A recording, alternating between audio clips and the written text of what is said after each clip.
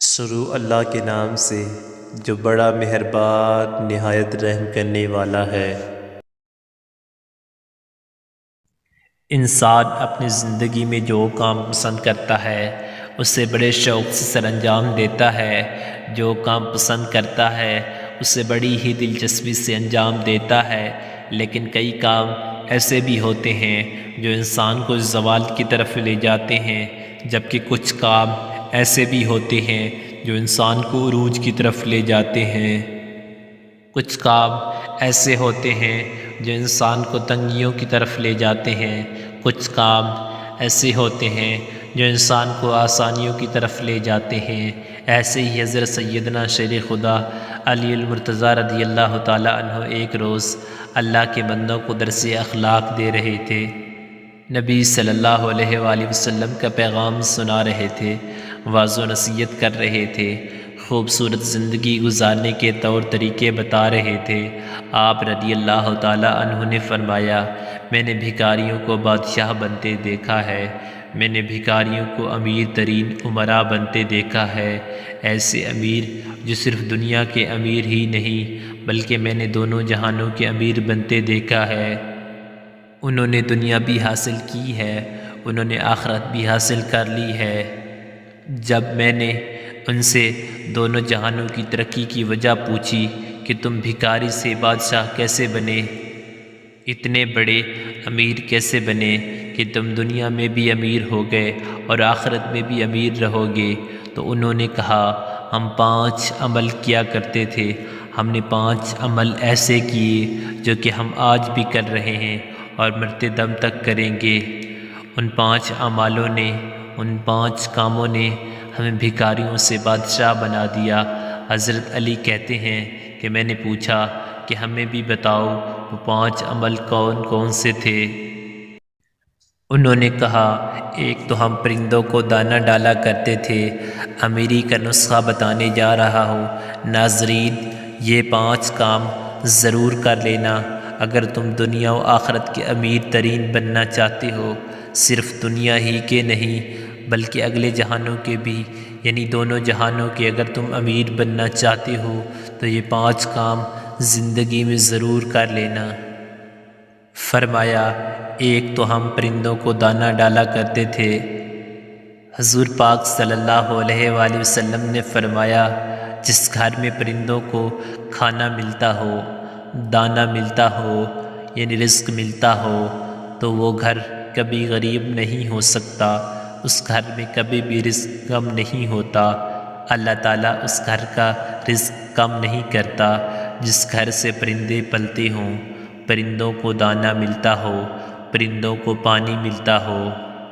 فرمایا، جب پرندے تمہارے گھر کے اوپر سے گزرتے ہیں اور کوئی پرندہ تمہارے گھر میں آئے یا کوئی بھی جانور تمہارے گھر میں آئے تو فرمایا کہ ان کے لیے اناج رکھا کرو، دانہ ڈالا کرو، اگر بھوکا ہے تو دانہ ڈالا کرو، اگر کوئی پرندہ پیاسا ہے تو پانی پلایا کرو۔ اللہ تعالیٰ کو ایک مخلوق کا دوسری مخلوق پر احساس کرنے کا عمل بہت ہی پسند ہے، یعنی جب ایک مخلوق دوسری مخلوق کی بھوک مٹاتی ہے، پیاس مٹاتی ہے، تو اللہ تعالیٰ کو یہ عمل اتنا پسند آتا ہے کہ اللہ فرشتوں میں بیٹھ کر مسکراتا ہے جب ایک مخلوق دوسری مخلوق کا احساس کرتی ہے۔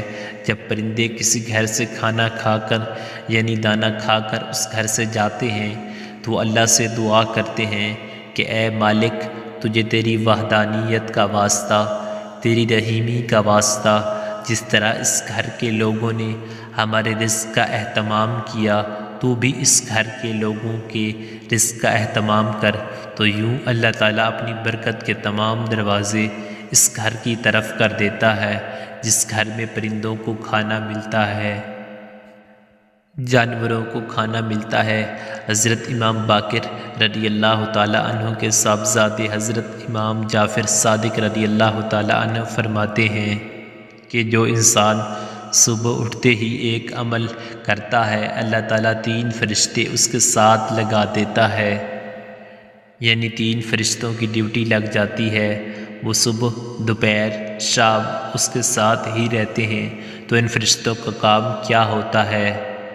پہلا فرشتہ اس انسان کی عزت بڑھانے کے لیے اسباب پیدا کرتا ہے، دوسرا فرشتہ اس کا رزق بڑھانے کے لیے اسباب پیدا کرتا ہے، جبکہ تیسرا فرشتہ اسے مصیبتوں سے بچانے کے لیے اسباب پیدا کرتا ہے۔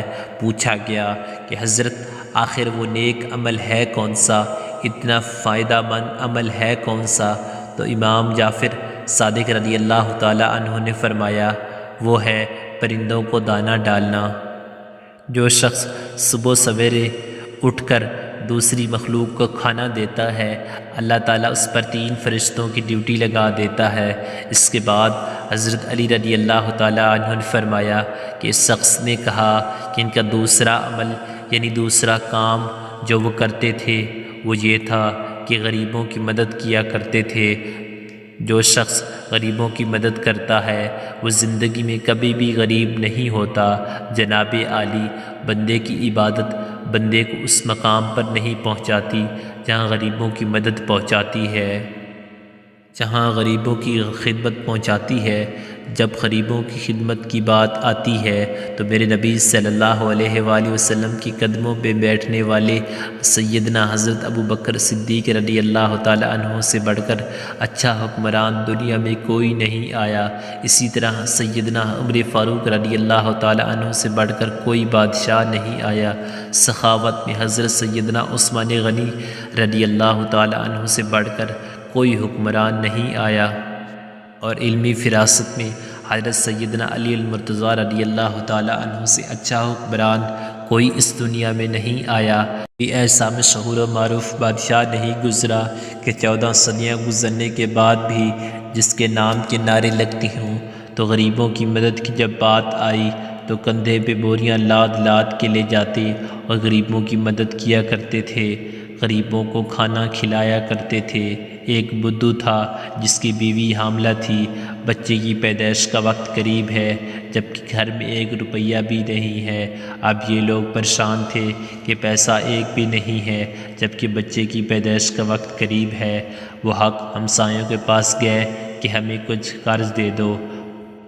انہوں نے کچھ نہ دیا تو بدھو کے ذہن میں ایک ترکیب آئی کہ کیوں نہ مدینے میں چلا جاؤں، حضرت سیدنا عمر فاروق کے پاس چلا جاؤں، ان کے سامنے جا کر فریاد کروں، عرض کروں، وہ میری ضرور مدد کریں گے۔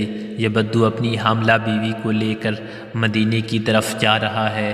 چلتے چلتے جیسے ہی مدینے کی سرزمین پر قدم رکھا، شام ہو گئی، رات ڈھلنے لگی، بچے کی پیدائش کا وقت قریب تھا۔ اس نے بیوی کو کہا کہ کیوں نہ ہم یہی خیمہ لگا کر رات بسر کر لیتے ہیں، صبح ہوتے ہی عمر رضی اللہ تعالی عنہ کے پاس چلے جائیں گے۔ رات یہ لوگ وہاں ٹھہرے۔ رات کا دوسرا پہر جب آیا تو بیوی درد سے چیخنے لگی، بچے کی پیدائش کا وقت قریب ہے اور یہ بیوی کو حوصلے دے رہا ہے، ابھی فجر ہونے والی ہے، چلتے ہیں عمر کے پاس، اپنا مسئلہ حل کرواتے ہیں۔ حضرت سیدنا عمر فاروق رضی اللہ تعالی عنہ کی عادت تھی کہ آپ رات کے دوسرے پہر مدینے کی گلیوں میں گشت کیا کرتے تھے۔ آپ فرمایا کرتے تھے کہ میری حکمرانی میں اگر کوئی کتا بھی پیاسا مر گیا تو حساب عمر کو دینا پڑے گا۔ اس رات بھی حضرت عمر رضی اللہ تعالی عنہ مدینے کی گلیوں میں گشت فرما ہی رہے تھے۔ آپ نے دور سے دیکھا کہ خیمے میں آگ جل رہی ہے۔ آپ نے غلام کو بھیجا کہ جا کے دیکھو وہ کون بیٹھا ہے، رات کے اس پہر میں کوئی مسافر تو نہیں ہے۔ غلام اس شخص کے پاس گیا، اس نے کہا کہ میری بیوی حاملہ ہے، مجھے مدد کی اشد ضرورت ہے۔ غلام نے واپس آ کر حضرت عمر کو ساری بات بتائی۔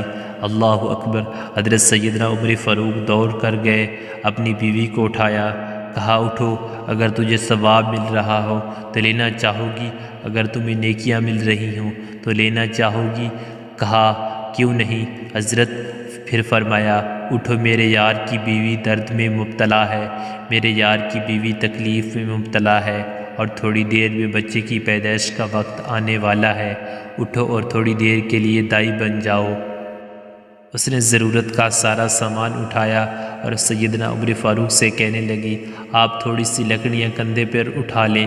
آپ نے کندھے پہ لکڑیاں اٹھائی ہوئی اور جا رہے ہیں۔ حضرت عمر فاروق رضی اللہ تعالیٰ عنہ کی زوجہ محترمہ خیمے کے اندر چلی گئی جہاں عورت چیخ رہی تھی، تو حضرت عمر اس بدو کے سامنے ہاتھ باندھ کر کھڑے ہو گئے۔ بدو نے یہ سمجھا یہ کوئی غلام ہے، اس غلام کی بیوی دائی ہے اور یہ اس کا شوہر ہے اور یہاں کا غلام ہے۔ اس نے حکم چلانے شروع کر دیے، آرڈر چلانے شروع کر دیے اور جلدی جاؤ لکڑیاں لے کر آؤ۔ آپ دوڑ کر جاتے اور لکڑیاں لے کر آتے، جلدی کرو آگ جلاؤ۔ آپ پھونکے مارتے اور آگ جلاتے۔ اللہ اکبر۔ ناظرین، اس نے حضرت عمر فاروق کے ساتھ نوکروں کا سا سلوک کر رکھا تھا۔ وہ نادان نہیں جانتا تھا کہ میرے سامنے یہ جو شخصیت کھڑی ہے یہ خود عمر ہے۔ ایک دم خیمے کے اندر سے آواز آئی، یا امیر المومنین، آپ کی زوجہ محترمہ نے آپ کو آواز دی، اے عمر آپ کو مبارک ہو، اللہ نے آپ کے یار کو بیٹا عطا کیا ہے۔ آپ کے دوست کو، آپ کے بھائی کو اللہ نے بیٹا عطا کیا ہے۔ جیسے ہی بیگم صاحبہ نے کہا یا امیر المومنین، بدو نے سنا اور اس کے پاؤں تلے سے زمین نکل گئی۔ کیا یہی امیر المومنین ہیں؟ فوراً قدموں پہ گرا اور کہنے لگا، یا امیر المومنین مجھے معاف کر دیں، یہ بدبخت آنکھیں نہ پہچان سکی، آپ کون ہیں؟ مجھے معاف کر دیں، میں نہیں جانتا۔ حضرت عمر فاروق رضی اللہ تعالیٰ عنہ نے اسے اٹھایا اور اپنے سینے سے لگایا اور رو کر کہنے لگے کہ اے بدو، تجھے پتہ نہیں یہ مدینۃ المنورہ ہے، یہ میرے کریم آقا کا شہر ہے، یہاں امیروں کے نہیں، یہاں تو غریبوں کے استقبال ہوتے ہیں، یہاں تو غریبوں کو عزتیں ملتی ہیں، یہاں تو غریبوں کی مدد کی جاتی ہے، یہاں تو غریبوں کو بادشاہ بنایا جاتا ہے۔ تو غریبوں کی مدد کرنے والا شخص کبھی زندگی میں غریب نہیں ہوتا، غریبوں کی ضرورت پوری کرنے والا شخص کبھی غریب نہیں ہوتا۔ تو وہ کہتے ہیں کہ ہمارا امیر بننے کی سب سے بڑی وجہ یہ تھی کہ غریبوں کی مدد کیا کرتے تھے۔ تیسرا کام جو حضرت علی رضی اللہ تعالیٰ عنہ نے فرمایا، وہ اپنی اولاد کو حلال کا لقمہ کھلایا کرتے تھے۔ چوتھا کام والدین کی خدمت کیا کرتے تھے۔ پانچواں کام نماز میں سستی نہیں کیا کرتے تھے۔